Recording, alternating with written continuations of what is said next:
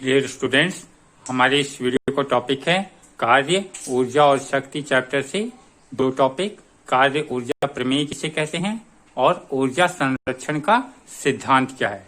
ठीक है, तो पहले हम देखते हैं कि कार्य ऊर्जा प्रमेय जिसे कहते हैं वर्क एनर्जी थ्योरम क्या है वो देखते हैं। तो उसका स्टेटमेंट है, किसी बल द्वारा वस्तु पर किया गया कार्य वस्तु की गतिज ऊर्जा में परिवर्तन के बराबर होता है।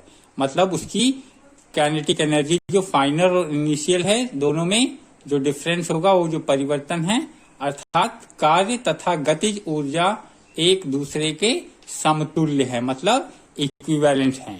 ठीक है, तो अब इसको कैसे प्रूव करना है वो देखते हैं। किस तरह से हम प्रूव कर सकते हैं इसको कि एक अचर या नियत बल F द्रव्यमान m स्मॉल m की वस्तु पर कार्य करता है।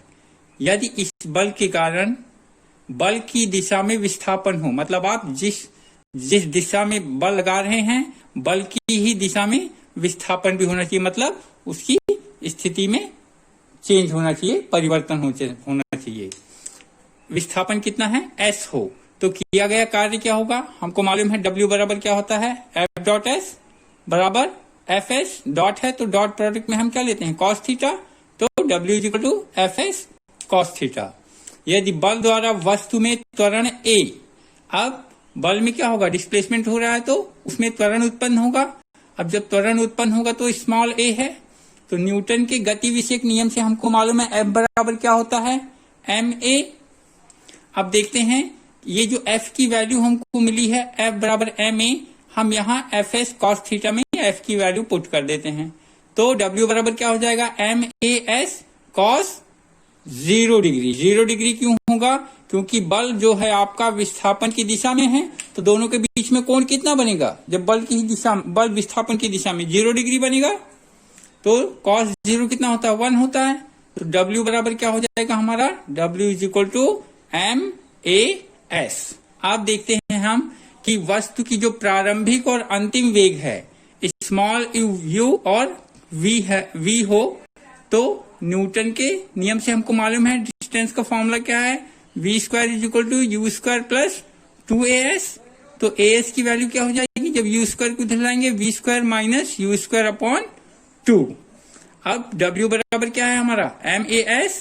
अब ये as की वैल्यू जो हमको मिली है वो वैल्यू हम यहाँ पे पुट कर देंगे। जब यहाँ पे पुट करते हैं तो m into bracket v square minus u square बटे 2। अब ब्रैकेट जब ओपन करेंगे तो क्या हो जाएगा, 1/2 mv square minus 1/2 mu square. ये जो 1/2 mv स्क्वायर क्या है, काइनेटिक फाइनल एनर्जी है। 1/2 mu स्क्वायर क्या है, काइनेटिक इनिशियल एनर्जी। F और I देख रहे हैं, स्मॉल स्मॉल लिखा है, तो K F मतलब kinetic energy final, kinetic energy initial. अब दोनों का जो अंतर होगा वो क्या हो जाएगा, डेल्टा के। तो गतिज ऊर्जा में परिवर्तन, डेल्टा क्या है, डेल्टा के क्या है, गतिज ऊर्जा में परिवर्तन। तो W बराबर क्या हो गया आपका, डेल्टा के। तो अब यही हमारा स्टेटमेंट था, गतिज ऊर्जा में परिवर्तन के बराबर होता है, जो कार्य है वो गतिज ऊर्जा में परिवर्तन के बराबर हो गया। ठीक है, अब दूसरा देखते हैं हम, क्या है हमारा ऊर्जा संरक्षण का सिद्धांत। ऊर्जा संरक्षण का सिद्धांत क्या है कि माना कि कोई वस्तु हमारी गिर रही है ऊपर से, जिसका द्रव्यमान स्मॉल m है, तो वो गिरेगी यहाँ नीचे, आपका ये यहाँ पे धरती पे गिर जा रही है, ग्राउंड है।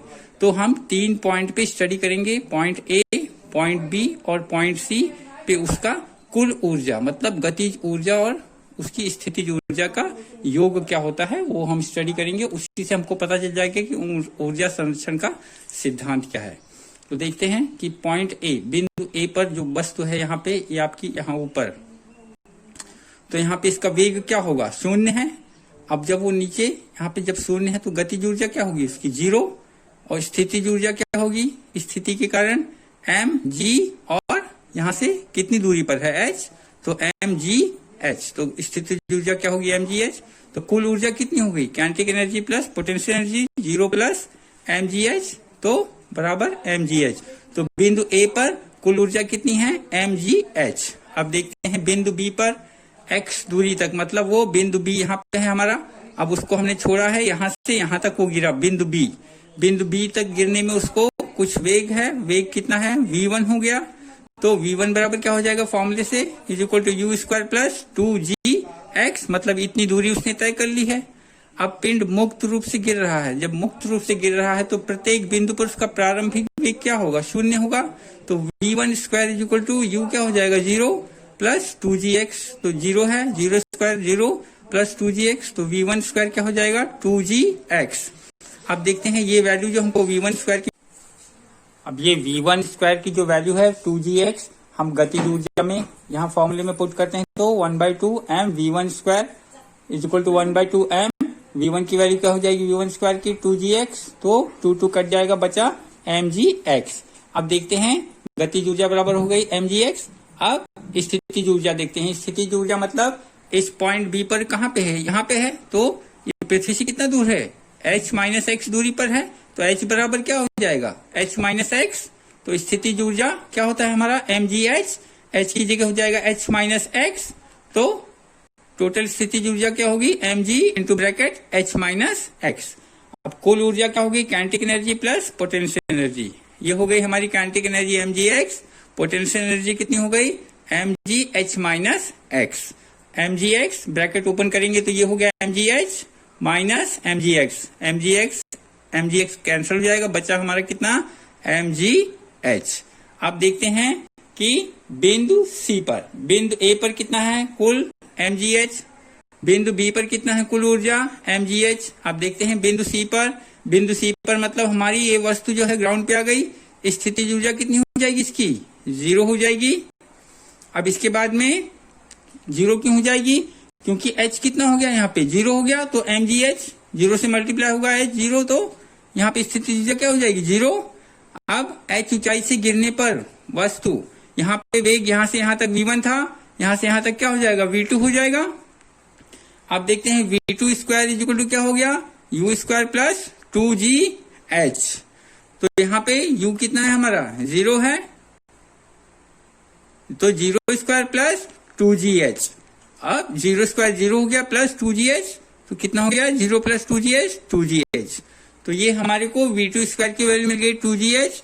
अब ये पुट करते हैं हम गतिज ऊर्जा वाले फॉर्मूले में, जैसे पिछले वाले में किया था 1/2 m V1 स्क्वायर, यहाँ पे हो जाएगा 1/2 m V2 स्क्वायर। अब V2 की वैल्यू कितनी है 2gh, 2 फिर कैंसिल हो जाएगा, बच गया हमारा कितना mgh।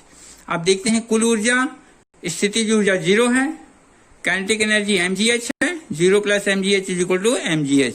हम देख रहे हैं बिंदु A पर भी कुल ऊर्जा mgh है, बिंदु B पर भी कुल ऊर्जा mgh है, बिंदु C पर भी कुल ऊर्जा mgh है। इससे हमको पता चल जाता है कि हमारा जो ऊर्जा संरक्षण का सिद्धांत है वो प्रूफ हो जाता है कि जैसे जैसे पिंड पृथ्वी की ओर गिरता है गतिज ऊर्जा बढ़ रही है और स्थितिज ऊर्जा घट रही है, परंतु प्रत्येक बिंदु पर A B C उसका योग जो है दोनों का potential energy plus kinetic energy वो नियत है, कांस्टेंट है, mgh। इसी तरह से हमारा दोनों प्रूफ हो गया। कार्य ऊर्जा प्रमेय किसे कहते हैं, ऊर्जा संरक्षण का सिद्धांत किसे कहते हैं, ठीक है।